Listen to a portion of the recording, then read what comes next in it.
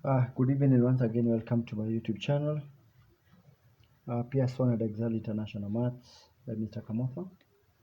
And today I want us we discuss negative indices and fractional indices, and of course including zero. But before then, I want us to remind ourselves some laws of indices. Of course, you should remember that when A is raised to power A times A raised to power B, this is A raised to power A plus B, so long as we have the same base and they are being multiplied. When A is raised to power A divided by A raised to power B, we have A.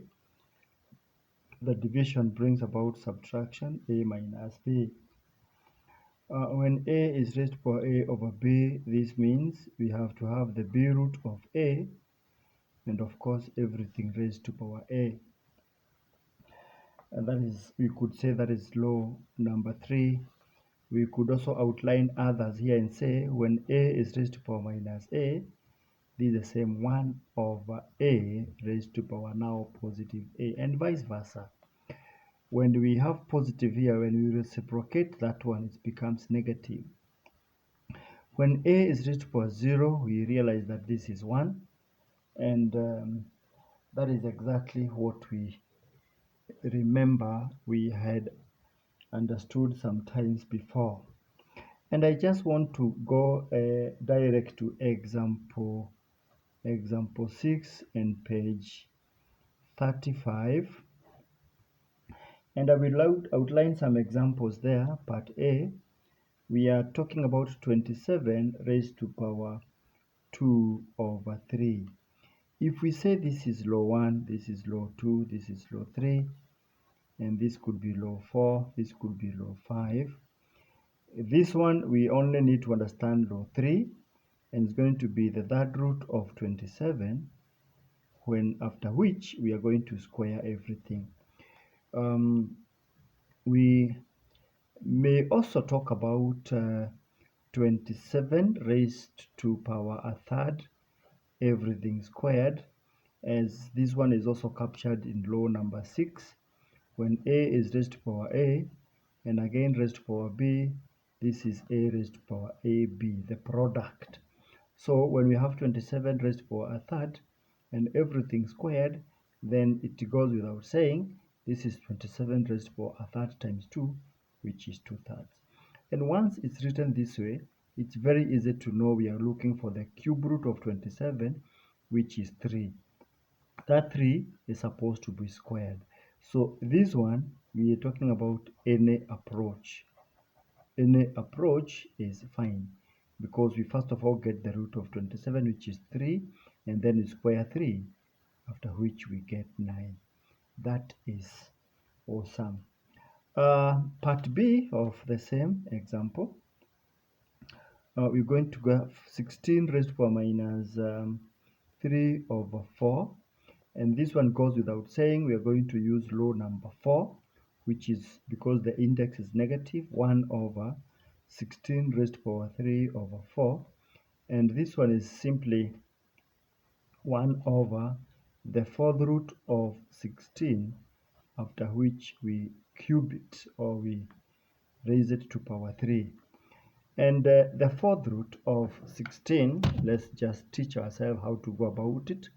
If you have a calculator, you press 4, and then anywhere this button is talking about x squared, but the shift of the same is talking about the root. So 4, shift that button, the fourth root of 16, and then we see what is going to give us. It's a 2.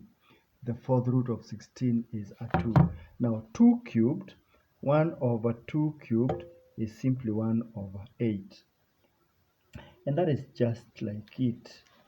If we look at example 7 in the same video, example 7, and I believe the last one in this chapter, we have part A.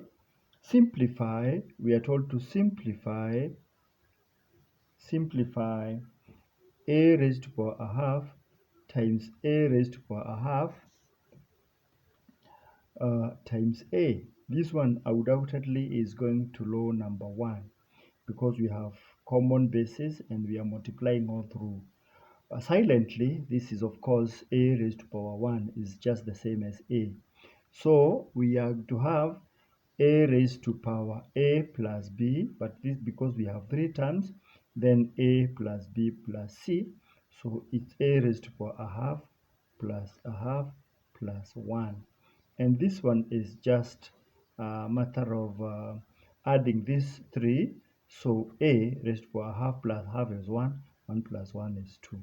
And that is simplified as far as we are concerned. Look at part B of example 7. We have 3a squared times 2a raised to power minus 3. Interesting, we must remember that here we have different terms. We have the constants and we have the variables. First of all, let us not mix constants and the variables. The constants, if the sign says multiply out, the constant which is 3 times 2, which is 6. And then multiplied by the variables.